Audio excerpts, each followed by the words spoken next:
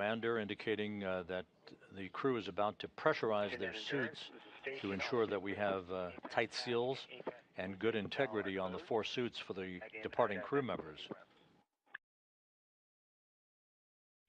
Houston copies.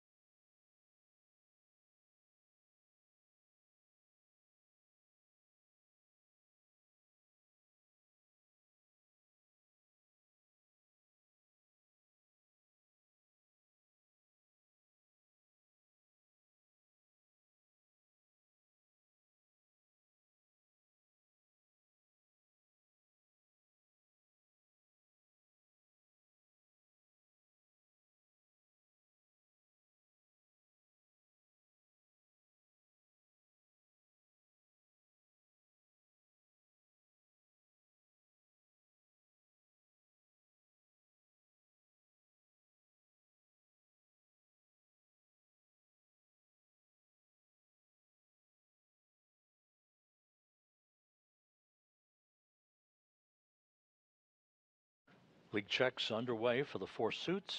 About 1 minute left before we should hear from SpaceX that we have 4 good suits.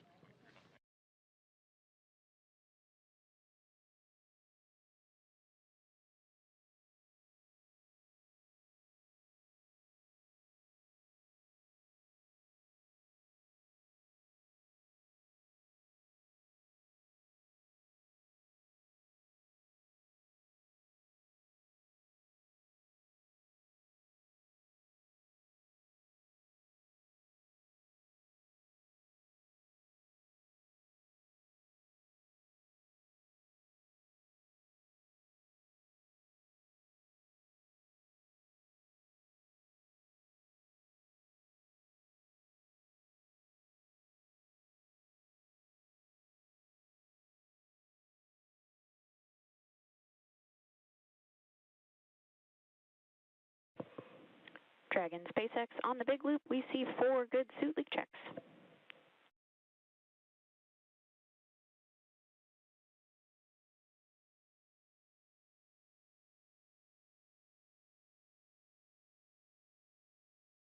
Copy. Good suit leak checks. And as you heard in that communications, 4 good leak checks performed on the suits, being worn by Ann McLean, Nicole Ayers, Takoya Onishi, and Kirill Peskov, with their crew members who soon will be departing the International Space Station, all buttoned up now, conducting final pre-departure preparations. We will point towards our next broadcast that is coming up at 4:45 p.m. Central Time, 5:45 p.m. Eastern Time, when we here in Houston will be joined by our colleagues in Hawthorne, California at SpaceX Mission Control for the undocking of Endurance from the International Space Station and the beginning of the trip home for the Crew-10 crew members. So again, the hatch is closed, the suits have been verified to be airtight, and the stage is set for the departure of Crew-10 from the International Space Station about 1 hour and 34 minutes from now. With that, we'll sign off this broadcast, and we'll be back with you in about 1 hour and 15 minutes for the undocking of Endurance from the International Space Station. In the meantime, this is Mission Control Houston.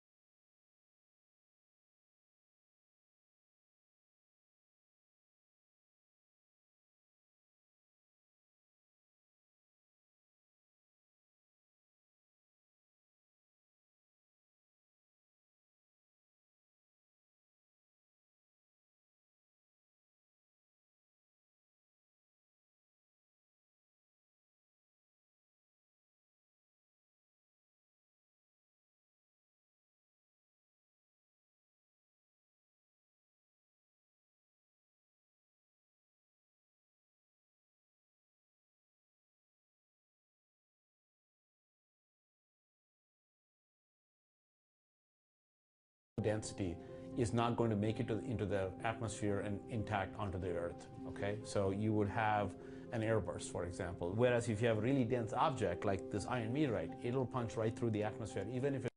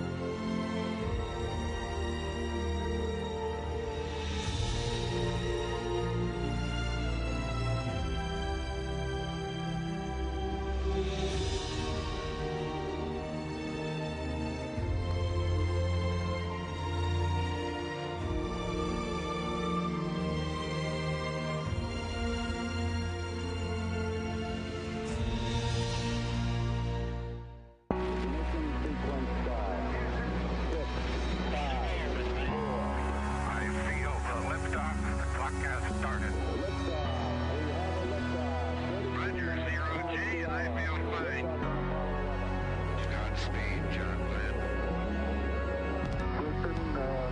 Tranquility Base here. The Eagle has landed. Roger, Tranquility. We copy you on the ground.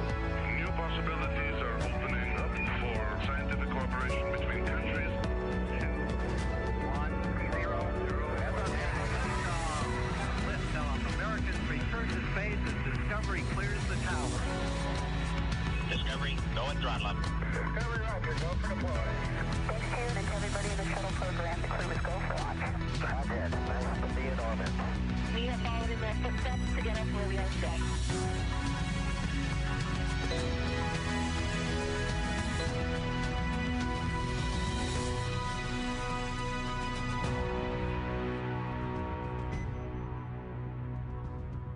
It's Friday, August 8th, and we're joining you today from SpaceX in Hawthorne, California. We're following along with the Dragon Endurance spacecraft as we await Crew-10's departure from the International Space Station. Right now, we're expecting that process to begin shortly after 3 p.m. Pacific and 6 p.m. Eastern. I'm Ronnie Foreman, a Senior Sales Manager here at SpaceX. And I'm Anna Schneider with NASA Communications. It's great to be here. It's great to have you here, Anna. And of course, thank you for everyone tuning in to watch us live with our coverage today of Dragon completing its 10th crew rotation mission to the space station through NASA's Commercial Crew Program. Crew-11 arrived on station on Saturday, August 2nd at 2:27 a.m. Eastern, and they will be taking over for Crew-10, who are now headed home.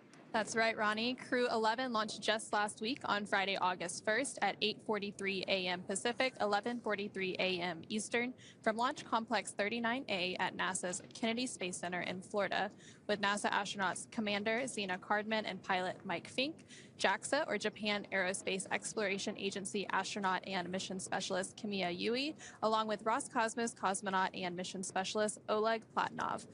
The crew has since spent a few days in space, with those days docked to the space station being a handover period where they learn to live and work on station from the departing crew. Now, the returning Crew-10 members today are NASA astronauts Anne McClain and Nicole Ayers, along with JAXA astronaut Takuya Onishi and Roscosmos cosmonaut Kirill Peskov. Right now, the crew is currently suited inside Dragon, and both the Dragon and station hatches are sealed in preparation for departure. Once Dragon departs the station, the crew's flight home is expected to last around 17.5 hours. Shortly after separation, Dragon will use its Draco thrusters to carefully move away from the station and complete a phasing burn that will prepare it to re-enter the Earth's atmosphere. Following phasing, Dragon will complete deorbit, re-entry, and splashdown. During our deorbit sequence, several events will occur, including trunk separation, closure of the nose cone, a deorbit burn, deployment of the drogue and main parachutes, and finally, splashdown. And of course, like all of our mission with Crew-10 so far, Mission Control, SpaceX, and of course on the big loop connected to Houston, we'll be monitoring their progress all the way. You've got a great view of Mission Control at SpaceX here, but we'll hear call-outs from Mission Control in Houston here shortly. And of course, Dragon is targeted to splash down off the coast of California tomorrow, August 9th, at 8:33 a.m. Pacific, 11:33 a.m. Eastern, where it will be picked up by a SpaceX recovery vessel, and our recovery teams will help to egress or exit the crew from Dragon. Now, currently on board the space station is the Expedition 73 crew, led by the current space station commander, Sergei Ryzhikov of Roscosmos. Just a few days ago, JAXA astronaut Takuya Onishi handed over command of the space station to Ryzhikov ahead of his departure today, alongside his Crew-10 crewmates. Now, also on board space station is NASA astronaut Johnny Kim, as well as Roscosmos cosmonaut Alexei Zubrytsky, and of course the recently arrived Crew-11 astronauts. Now, just like its approach to the International Space Station, Dragon's departure and deorbit is designed to be fully autonomous, requiring no action from the crew on board. NASA astronaut Johnny Kim has helped the crew members prepare for today's departure and will be watching from the cupola, but the prime departure monitoring role falls on Anne McClain from inside Dragon. Mission Control in both Houston and Hawthorne will back them up as we step through today's undocking. And speaking of Mission Control in Houston, let's check in with NASA Public Affairs Officer Rob Navius at the Johnson Space Center in Houston to talk a bit about how the station crew have been preparing to send today's crew home and what we can expect from here until Dragon departs from station. Rob? Thanks very much, Anna. Here in Mission Control in Houston, the team on console is led by Flight Director Allison Bollinger, She's joined by spacecraft communicator Tess Caswell, who will be talking directly to the crew through that big loop you described, all the way through the exit from the so-called approach ellipsoid, which is the racetrack boundary, after which joint operations will conclude between Houston and your mission control there in Hawthorne, California. A short time ago, Bollinger polled her team of flight controllers here and received a go for undocking. Now, the undocking time has been adjusted ever so slightly by just a few minutes to the right. The undocking command that will initiate the retraction of the umbilical between Dragon and the station that has been providing telemetry and electricity to the Dragon Endurance will be retracted. That will then initiate the opening of 2 sets of hooks, 6 hooks per set, that will physically separate Dragon from the International Space Station and conclude its 5-month stay on board the orbital outpost. Once that separation occurs, and it is now targeted, by the way, for 5:15 p.m. Central Time, 6:15 p.m. Eastern Time, that would mark physical separation. Dragon will move away from the forward port of Harmony to a point about 400 meters in front of the station. Then through a series of departure burns, we'll move to a point above the station, behind the station, and then we'll phase away below the station for a 17.5-hour transit to its deorbit burn and splashdown off the coast of California on Saturday morning, as you described. The crew statistics for Crew-10, very impressive. They will have spent 148 days in space at the time of their splashdown on Saturday morning, 146 days of which were locked in and working with the Expedition 73 crew aboard the International Space Station. McLean, Ayres, Peskov, and Onishi will have completed 2,368 orbits of the Earth, a mission spanning 62.7 million miles. And McLean will have totaled 352 days in space during her 2 missions once she returns to Earth on Saturday.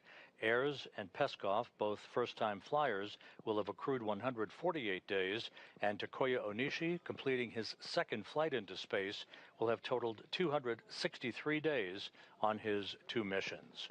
So everything is all set for the departure of Crew-10 from the station. By the way, the delay, the wave-offs, if you will, because of weather over the past couple of days, concluded with a weather briefing this morning, and SpaceX and NASA were both go for undocking with the conditions, lighter winds, and even though there are some low clouds expected at the time of final descent for Endurance to its splashdown point off the coast of California, those conditions are well within limits to allow the undocking today and the return to Earth tomorrow for Crew-10.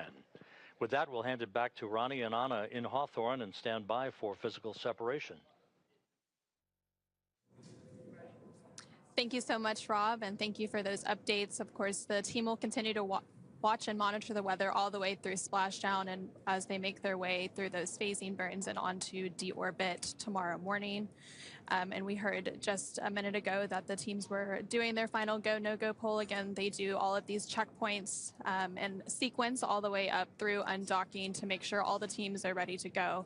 And should for any point they have to wave off last minute for weather or whatever it may be, there's of course opportunities down the road.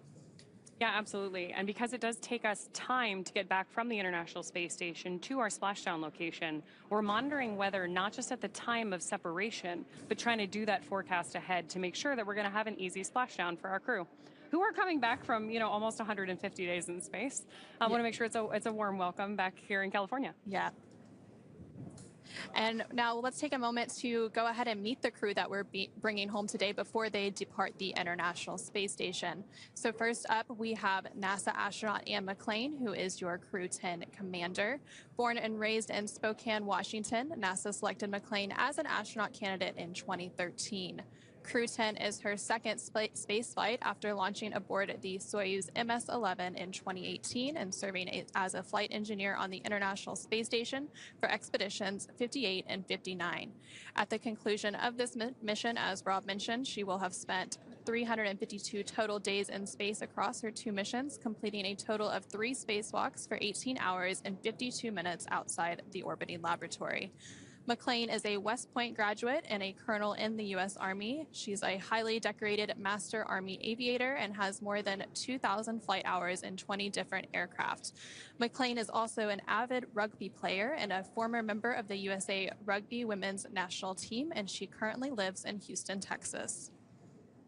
The pilot for Crew-10 is NASA astronaut Nicole Ayers.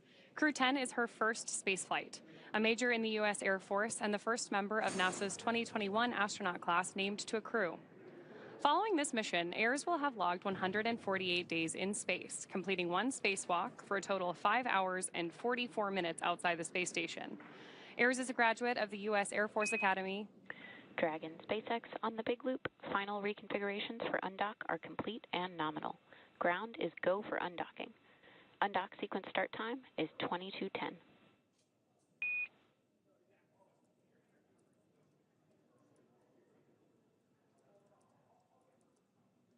SpaceX Dragon, copy, go for undock. Crew has visors down.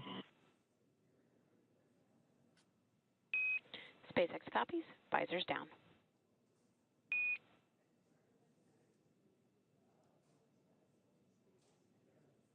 We heard a little bit of chatter there between mission control here in SpaceX communicating with our crew on board. And we've got confirmation that visors are down. What we're doing right now is getting the crew into their fully suited up, ready to depart configuration, because we want to make sure that for all of these dynamic phases of flight, we have them safely inside their spacesuits. So with that, let's take it back to our crew. We were just discussing mission pilot Nicole Ayers, who is a graduate of the U.S. Air Force Academy in Colorado Springs, Colorado. She has served as an instructor pilot and mission commander in the T-38 Adair and F-22 Raptor, leading multinational and multi-service missions worldwide. She has more than 1,400 total flight hours, including more than 200 hours in combat. Ayers has a twin and was born in San Diego, California. And this is also the second mission to the space station for JAXA, or Japan Aerospace Exploration Agency, astronaut Takuya Onishi, after launching aboard the Soyuz MS-01 mission in 2016 and spending 113 days in space as a flight engineer for expeditions 48 and 49. Following Crew-10, Onishi will have logged a total of 263 days in space. Onishi received a Bachelor of Engineering in Aeronautical and Space Engineering from the University of Tokyo and soon embarked on a career in aviation with All Nippon Airways in Tokyo.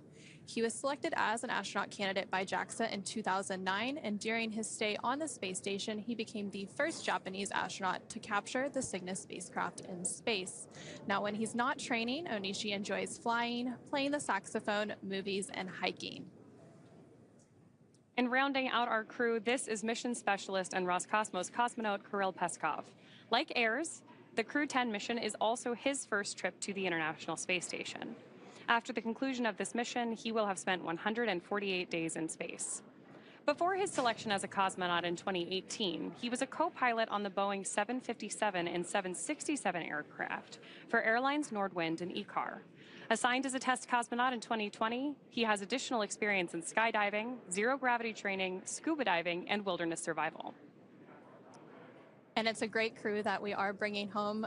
Of course, now on your screen, you can actually see a look inside Dragon that's looking over the shoulders of the pilots and commanders. So Nicole Ayers and Ann McLean there in the center. They're all suited up and getting ready for today's departure. Again, we're just over about 10 minutes away from the undock command, and once that undock command is sent, it takes about 5 minutes to then have that physical separation from station, which will then mark the conclusion of their stay aboard the International Space Station as they make their way home to Earth. And just a few minutes ago, when we were introducing you to the crew, we heard some of those comms. Again, those comms were on what is known as the Big Loop. So that's that integrated communications loop that includes the team here in Mission Control in Hawthorne, as well as the Mission Control team in Houston, along with the space station crew with Expedition 73 aboard and the Dragon Crew-10, who is departing today. It basically allows all of those teams to be working in tandem and talking on one integrated communications loop. So throughout today's departure activities, that is where we will be hearing those communications between the ground and the station and crew aboard. And right now, the International Space Station and Dragon are orbiting about 260 statute miles above Earth, crossing the southern Indian Ocean.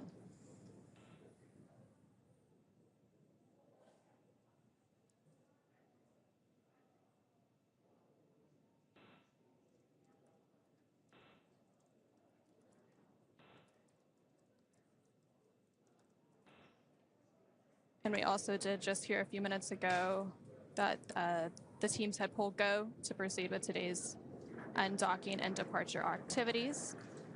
So again, we are just standing by for that undocking command here in just about 10 minutes.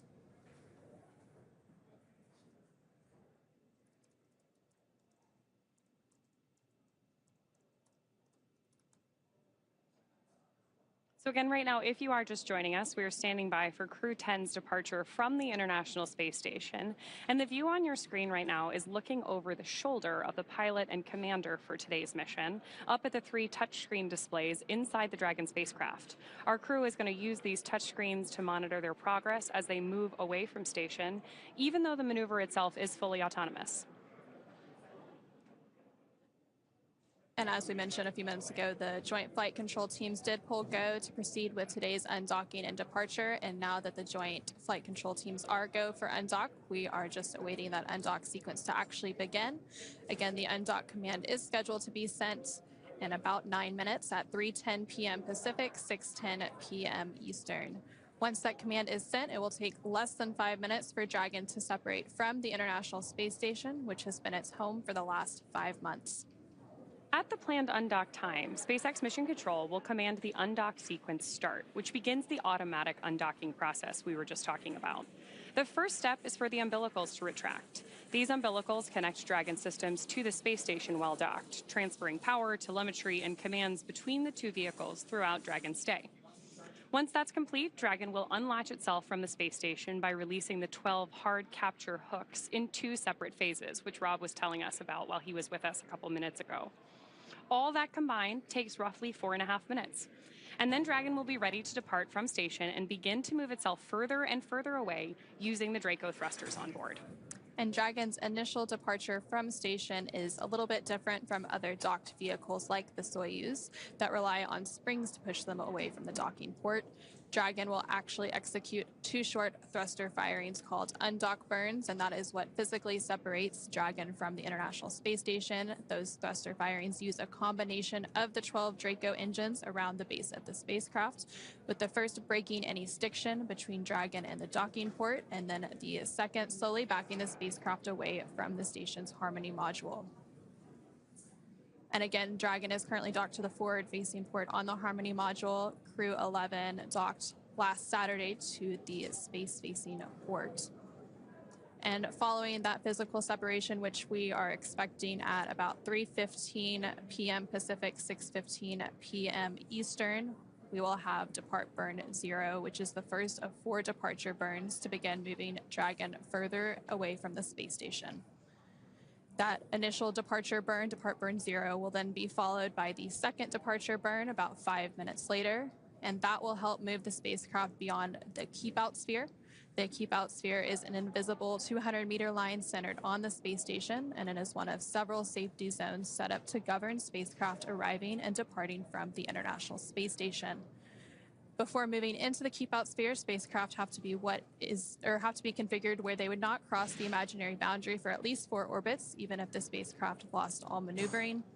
And then after that, about 13 minutes later, today that would be around 3:34 p.m. Pacific, 6:34 p.m. Eastern, Dragon will then exit what is known as the approach ellipsoid. Again, it's another imaginary shape, this time a 3-dimensional ellipsoid measuring 4 kilometers by 2 kilometers by 2 kilometers in the same family as the keep-out sphere. One of the key differences with the approach ellipsoid is that vehicles outside of it have to be on what we call a 24-hour safe free drift trajectory, which means the spacecraft would not cross into the approach ellipsoid for at least 24 hours, even if it lost all maneuvering. Again, we're expecting the call for the undocking sequence to begin in about 6 minutes. And then after that happens, it'll be about 5 more minutes before we have physical separation of Dragon carrying Crew-10 away from the International Space Station to conclude their mission.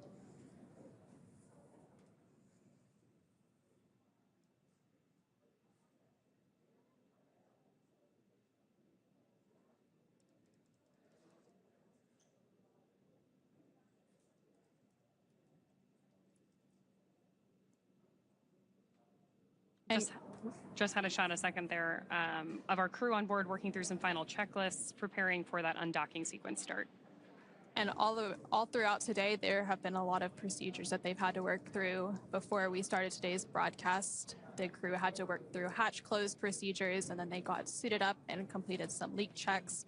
They also depressurized the vestibule, which is the area in between the Dragon hatch and the space station hatch, which prior to Crew-10's docking back in March would have been exposed to the vacuum of space.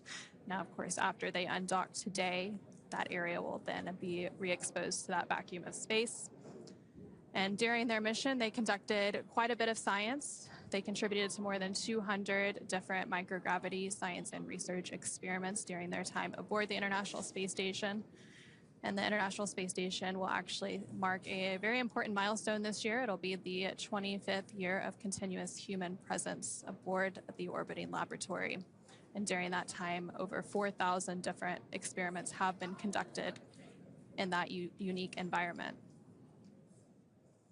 I'm always struck by when we do these webcasts talking about the expedition numbers of our crew, how many different astronauts have been on board station. And of course, today is the completion of the 10th crew rotational mission as part of the commercial crew program. And of course, our 10th Crew Dragon mission to the International Space Station as well. For those of you just joining us or have not watched an undocking before, in the lower left-hand corner of your screen now, you have the range and rate available so that you can help monitor along from home, just like we're monitoring here from Mission Control. The range tells you about how far away from the station we are, and the rate is the speed at which that distance is changing. So we're looking for both to increase as we move through these carefully planned maneuvers as we go through our separation, phasing burns, and ultimately head towards splashdown. And what's really interesting about undockings and dockings is that both vehicles are actually traveling at about 17,000 miles per hour. So if you think about it, the relative rate seems small and it seems like they're going so slow when you're watching it on TV, but it's really, they're going very fast and they orbit about 260 statute miles above Earth. So as Dragon makes its way back to Earth, it of course has to lower down so that it can re-enter Earth's atmosphere, again targeting that splashdown early tomorrow morning around 8:33 a.m. Pacific. And we're now just about 3 minutes away from that undock command, which will be sent to Dragon from the ground, and that will then command the umbilicals to retract, and those umbilicals provide power between Dragon and the space station, and those were initially attached when Dragon docked to the International Space Station back in March. So then after the umbilicals retract, then we will have those hooks begin to drive open, and that will happen in 2 sets of 6. And then once that happens, Dragon will conduct those 2 short thruster firings to physically separate it from station.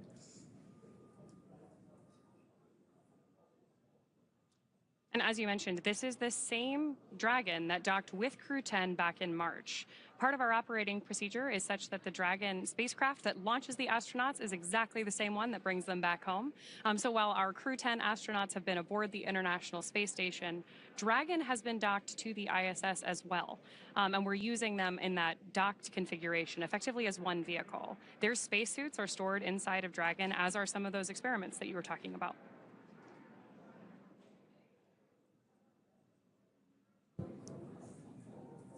And of course, they had to repack some of those scientific experiments to make their way back to Earth. Again, we're about 1 minute away from that undock command. So as we continue to stand by, let's go ahead and check back in with Rob Navius at NASA's Mission Control in Houston. Thanks very much, you guys out in Hawthorne. Here in Mission Control in Houston, all flight controllers are set for the beginning of the end of the Crew-10 mission and the journey home that will span about 17.5 hours from the time of physical separation to the time of tomorrow's splashdown off the coast of California. We're about 20 seconds away from the issuance of the undocking command from Hawthorne. We'll stand by for confirmation of that. All of Dragon Endurance's systems are in excellent shape, as are the systems aboard the International Space Station, as we stand by about 10 seconds from now for the issuance of that undocking command.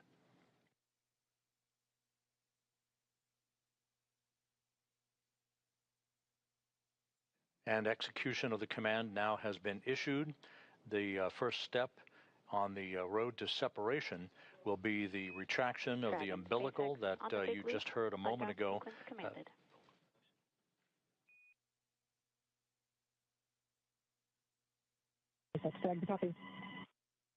And McLean, the commander of Endurance, acknowledging the issuance of the undocking command, the umbilical being retracted. Once again, this means that Endurance will be on its own in terms of internal power and telemetry, no longer interconnected to the International Space Station.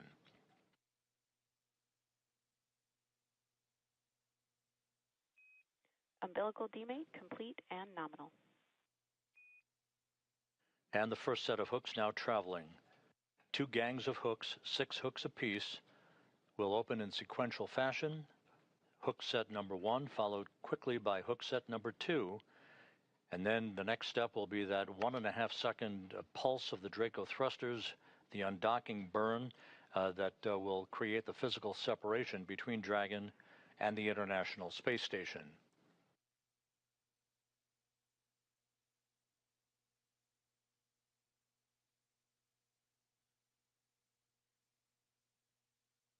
The Expedition 73 crew who will be left on board the station to continue the unbroken presence of humans on board the orbital outpost led by Roscosmos cosmonaut Sergei Ryzhikov. He's the new ISS commander, joined by Alexei Zabritsky, Oleg Platonov, Johnny Kim, Zena Cardman, Mike Fink, and Kimia Yui.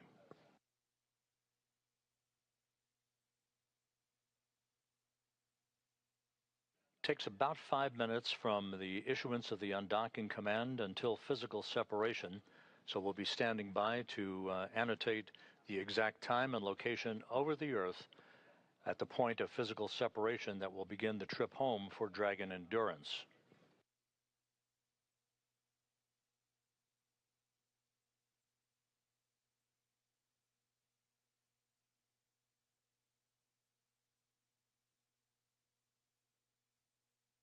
We're currently in an orbital nighttime pass. We should be moving into a daylight pass over the southwestern Pacific Ocean a short time from now. The International Space Station traveling from southwest to northeast in an orbit inclined 51.6 degrees to either side of the equator.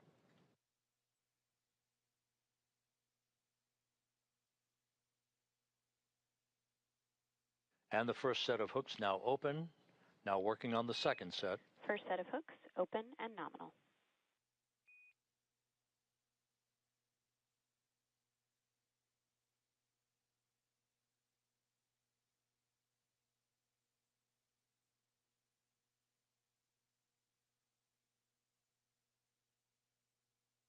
Second set of hooks now driving.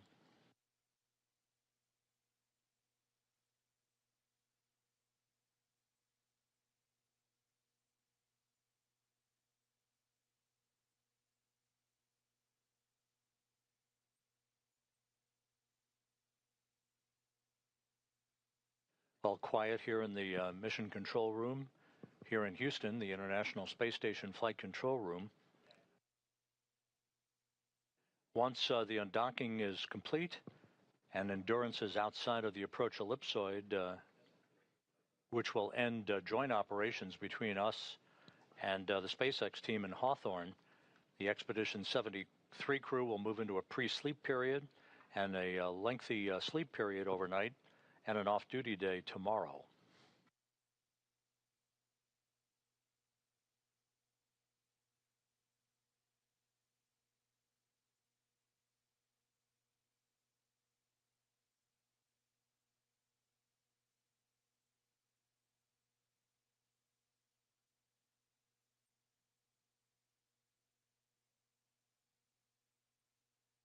The second set of hooks now open, standing by for undock burn number 1.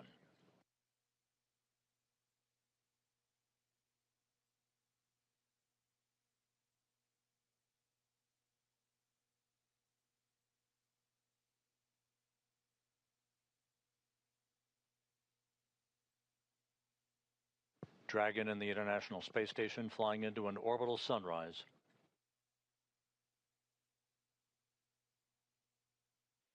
All hooks confirmed to be open. All hooks now open and nominal.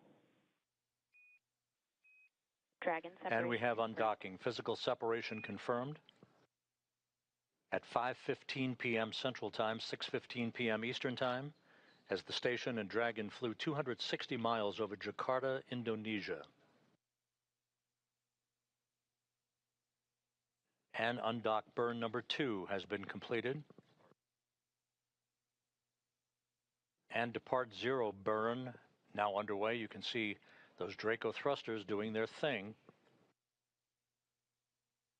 opening up an increasingly quicker separation rate between Dragon and the station. Depart 0 burn complete. Depart burn 0 complete. Performance nominal.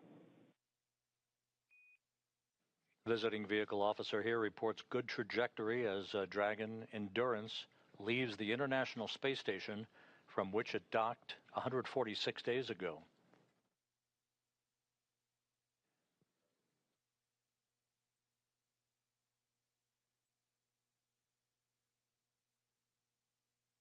We're about 4 minutes away from depart burn number 1. That'll be a 22-second firing of the Draco thrusters to increase the acceleration of Endurance away from the international outpost. Again, physical separation, undocking occurring at 5:15 p.m. Central, 6:15 p.m. Eastern Time, as Dragon and the station flew 260 miles over Jakarta, Indonesia.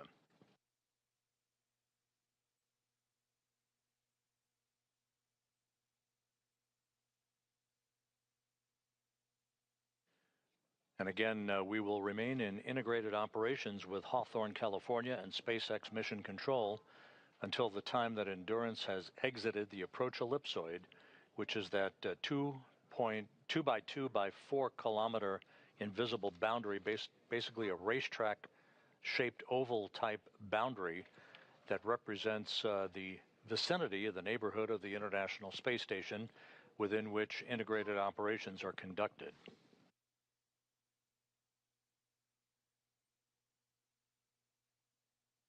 Anne McLean, Nicole Ayers, Takoya Onishi, and Kirill Peskov beginning the journey home that will culminate with their parachute-assisted splashdown off the coast of California Saturday morning.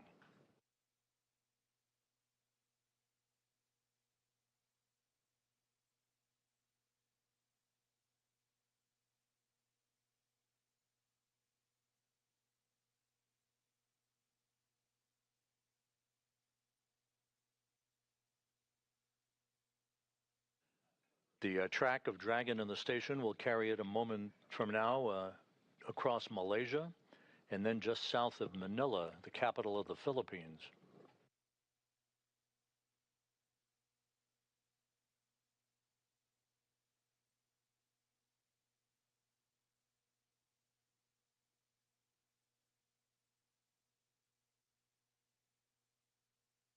Everything has gone by the book. All of the pre-departure preparations went per the timeline. The undocking was deliberately pushed back a few minutes to gain better visibility, communications, and camera views of Dragon as it departed the International Space Station.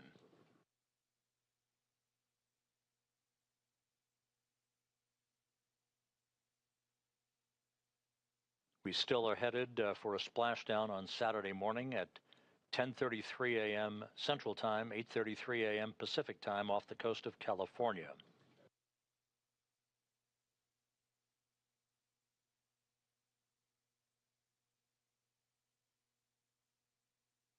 This will be the 4th time that SpaceX will have executed a splashdown and recovery off the coast of California, following in the footsteps of Fram-2, the 32nd commercial resupply mission, a cargo Dragon, and then most recently Axiom 4, but this will be the first time that a California splashdown will have been executed as part of the commercial crew program.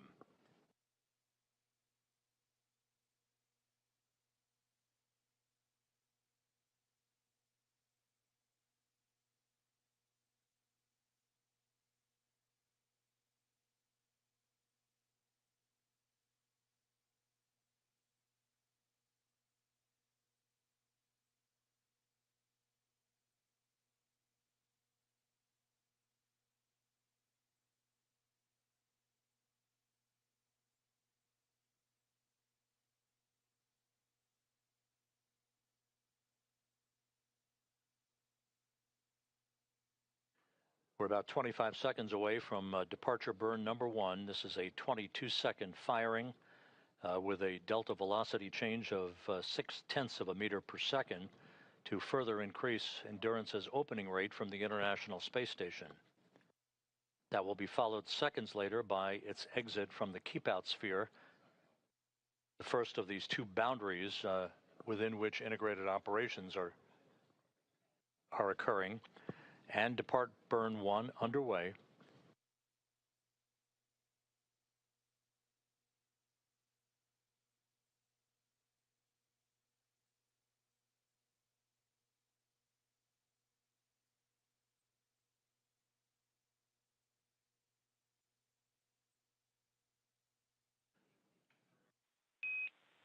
Depart burn 1 complete.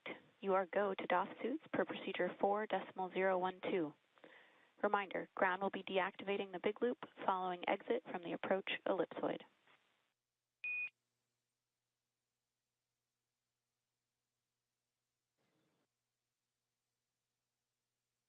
Dragon now maneuvering. Crew-10 copies, go to DOF suits. To the ISS crew, Expedition 73 Bravo. It was an absolute privilege to cross paths with you. Good luck in the rest of the mission. Godspeed.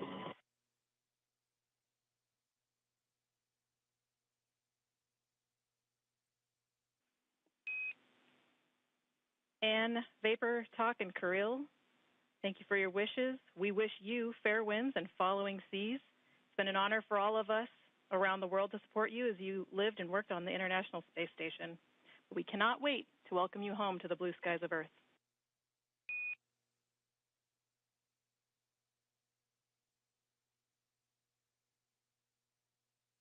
Endurance Commander Anne McLean exchanging words with Crew-10 station on a big loop. Fair winds and following seas. It was a huge honor to work with you all. We're going to miss you, and we can't wait to see you back on Earth.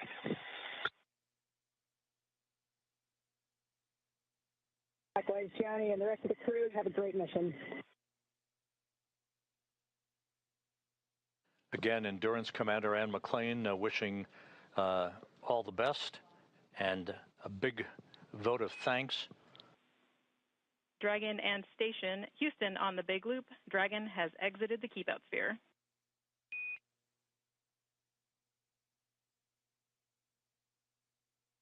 And as you heard, Endurance is now outside of the keep-out sphere. The next milestone will be coming up about 11 minutes from now, and that will be the approach ellipsoid exit to conclude joint integrated operations. And you heard those words from spacecraft communicator Tess Caswell here in Mission Control, as well as NASA astronaut Johnny Kim, who remains on board the station until early December as part of the Expedition 73 crew.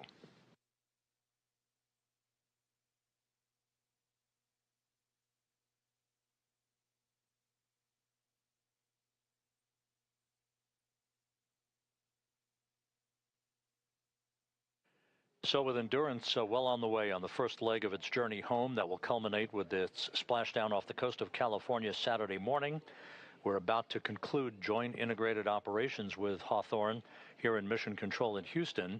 And so with that, we will toss it back to Ronnie and Anna at SpaceX Mission Control in Hawthorne, California. Thanks, Rob. So as you mentioned, we are now waiting for Dragon to exit the approach ellipsoid, or AE, which is another imaginary shape, this time a three-dimensional ellipsoid, measuring 4 kilometers by 2 kilometers by 2 kilometers. As an easy visual, that's roughly like the shape of a football or maybe a rugby ball, which is appropriate given that our commander today is a rugby player. And it's in exactly the same family as the keep-out sphere for operational purposes. One of the key differences with the AE, though, is that vehicles outside of it have to be on what we call a 24-hour safe, free drift trajectory. That means that the spacecraft would not cross into the approach ellipsoid for at least 24 hours. Again, even if it lost all maneuvering for that call-out once we hear confirmation that Dragon is outside of the AE. And then after the Dragon spacecraft crosses the approach ellipsoid, as Rob mentioned, joint operations will end and the responsibility for the spacecraft will be handed back to the SpaceX flight control team here in Hawthorne, California. Again, everything continuing to look good with today's departure for Crew-10 from the International Space Station. Dragon is now just under 400 meters away from the International Space Station. And to recap, the hatches between the International Space Station and Dragon were closed earlier today around 1:04 p.m. Pacific, 4:04 p.m. Eastern Time, and since then the crew has settled in to begin their 17.5-hour journey back to Earth.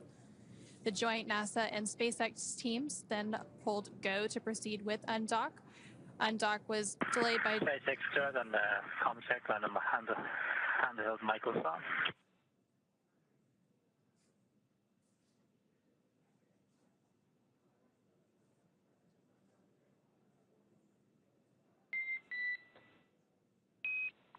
I have you loud and clear on the cabin mic on the big loop.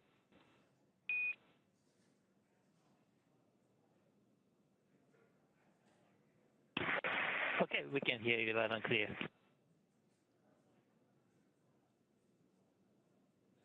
And those comms there were with the core or the crew. SpaceX Dragon, com check on Dragon to ground. I've got you loud and clear on Dragon to ground. How me?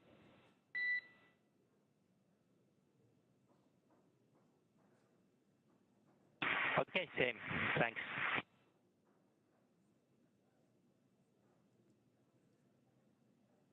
Again, those comms there were between JAXA astronaut Takuya Onishi and the core or the crew operations resource engineer in SpaceX Mission Control in Hawthorne, just behind us.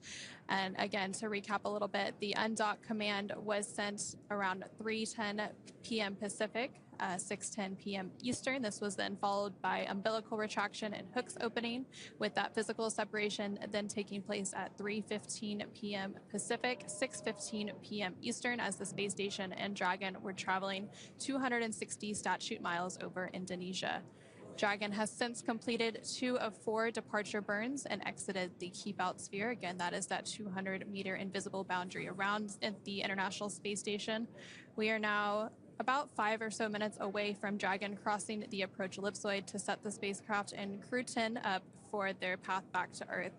Dragon is now about 500 meters away from the International Space Station. Again, that range and range rate continuing to increase as it continues on its departure. Again, Dragon is targeted to splash down off the coast of California tomorrow, August 9th at 8:33 a.m. Pacific, 11:33 a.m. Eastern, marking the completion of their 5-month science and research mission. Of course, if you're following along, you've noticed that in the bottom left-hand corner of your screen, we have updated the telemetry that we're sharing with you, now tracking the speed and altitude of the Dragon spacecraft. There we've got a shot on board on your screen right now of onboard the Dragon spacecraft. Our crew inside has been given the go to doff their suits. Generally speaking, we always have the astronauts in their suits when we're in dynamic phases of flight. That's because the spacesuits are effectively an extension of the spacecraft. If we needed to for any reason, the spacesuit is designed to keep the astronauts safe. Now that we've cleared that dynamic phase, it's time for them to take those suits off, get a little bit more comfortable for their 17.5-hour journey home. And then they will put those suits back on just before they begin that deorbit phase. So they'll have a little bit of time to get some sleep, get a meal, and really settle in, since it is a 17.5-hour journey. Again, we are about 5 or 6 minutes away from exiting the approach ellipsoid. Again, that is that 2 kilometer by 2 kilometer by 4 kilometer invisible boundary that we are waiting for Dragon to exit. And once that happens, Crew-10 will no longer be in integrated operations, and you did hear them setting up some of the communications directly between SpaceX Mission Control and Hawthorne and Crew-10 aboard Dragon, so it'll be a direct communication with them without the station crew in the loop there.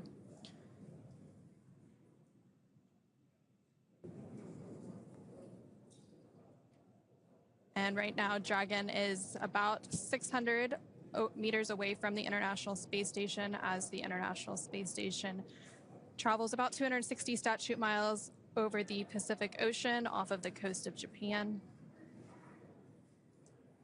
And the International Space Station does go through an orbit every 90 minutes or so. And when we had that undocking, you could see the sunrise. So they were coming into an orbital daytime during that undocking, and that is actually why the undock was delayed by about 10 minutes, just to allow better comms and to get those great views from the International Space Station.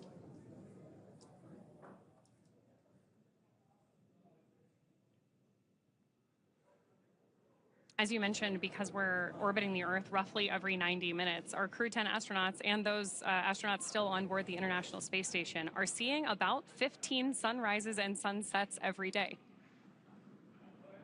And there on your screen, you're seeing a live look inside the SpaceX Mission Control here in Hawthorne. Again, the Dragon and the International Space Station do go in and out of signal as they transition satellites, which is known as a loss of signal. And then once they reacquire signal, that'd be acquisition of signal. And there you can see a live look of Dragon from the International Space Station. And those cameras on the International Space Station are actually controlled by a flight controller and mission control in Houston known as Cronus. So they actually manually work to follow Dragon during its approach as well as during its arrival and docking, which happened back in March.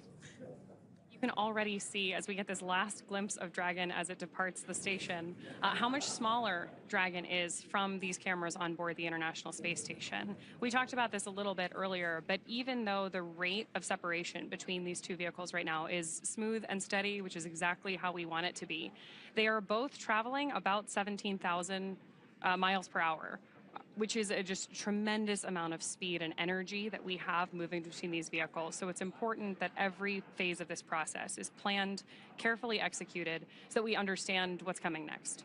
And right now, Dragon is about 750 meters away from the International Space Station. So again, continuing to increase that gap between the space station and Dragon as we continue to await confirmation of approach ellipsoid exit. And there on your screen, you can actually see a map which depicts where Dragon and the International Space Station are flying. Again, they're flying over the Pacific Ocean.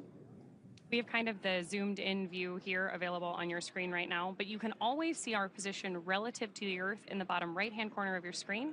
You can see that little light where we have Dragon over, again, the Pacific Ocean. And then right next to that, you can see a map of Dragon's Draco thrusters. Each of those little white puffs that you see are small adjustments that the Draco thrusters on board Dragon are making to control its position. In spacecraft, we generally refer to that as the spacecraft's attitude, but we are talking about the relative 3D orientation of the spacecraft. And right now that range rate is about 1.1 meters per second, so slowly starting to increase that speed as Dragon continues to make its departure from the International Space Station. As we stand by for confirmation of approach ellipsoid exit, the Dragon spacecraft is currently over 830 meters away from the space station. Again, this is following its undocking and physical separation about 18 minutes ago at 3:15 p.m. Pacific, 6:15 p.m. Eastern.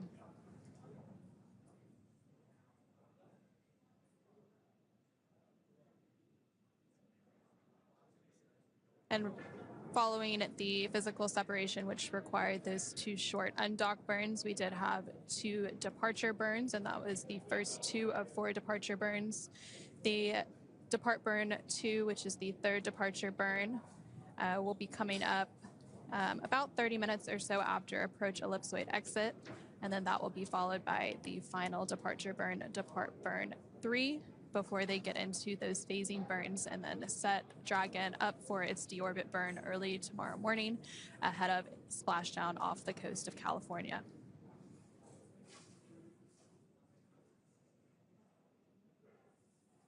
We talked about this a little bit earlier on too, but following that phasing burn, Dragon is going to complete deorbit reentry and splashdown.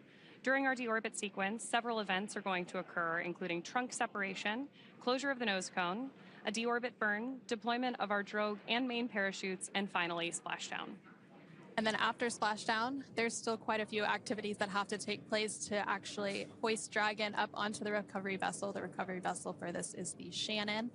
And so the recovery team is getting staged out there. The boat is on its way to the splashdown location, and then there will be a set of helicopters that take the recovery team out to the boats, and they also have 2 fast boats, and so those fast boats will be the first ones out to the splashdown location following that 8:33 a.m. Pacific splashdown tomorrow morning, and they do some initial checks to ensure the safety of the spacecraft before they begin safing it to prepare to lift it up onto the recovery vessel.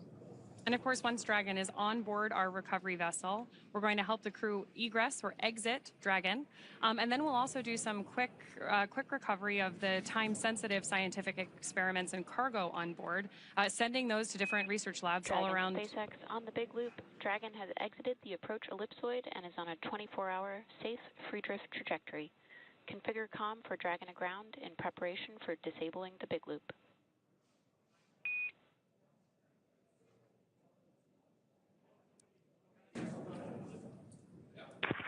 SpaceX Dragon copies. Thank you. And so we did hear confirmation just now that Dragon has exited the approach ellipsoid. Again, that is that invisible boundary measuring 4 kilometers by 2 kilometers by 2 kilometers, and the same family as the keep out sphere. And vehicles outside of it have to be on what we call a 24-hour safe free drift trajectory, which means the spacecraft would not cross into the approach ellipsoid for at least 24 hours, again, even if it lost all maneuvering.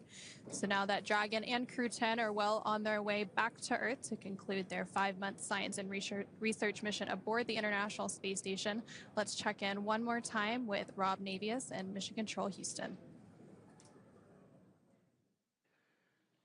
Thanks, you guys. You mentioned some of the critical activities that are coming up. The most critical activity tomorrow for the Endurance crew will be that deorbit burn that you mentioned. That will be a 17.5-minute retrograde firing of the Draco thrusters, basically a braking maneuver to slow Endurance down by 115.4 meters per second, allowing it to drop out of orbit for its high-speed entry back into the Earth's atmosphere. The direction of travel will keep the heat shield in the direction of travel to repel the temperatures that will build up to some 2,500 degrees around the spacecraft and its 4 occupants. Here in Mission Control, the team led by Flight Director Allison Bollinger is now winding down its activities.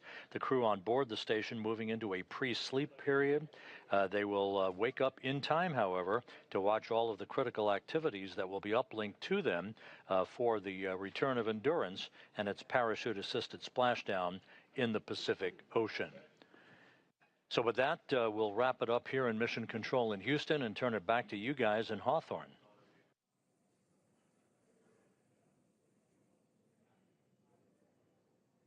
Thanks, Rob. As you mentioned, with that, Crew-10 has officially departed the International Space Station. It's going to take them about 17.5 hours until they make their way back to Earth. The crew is currently doffing or removing their spacesuits to settle in for that ride home.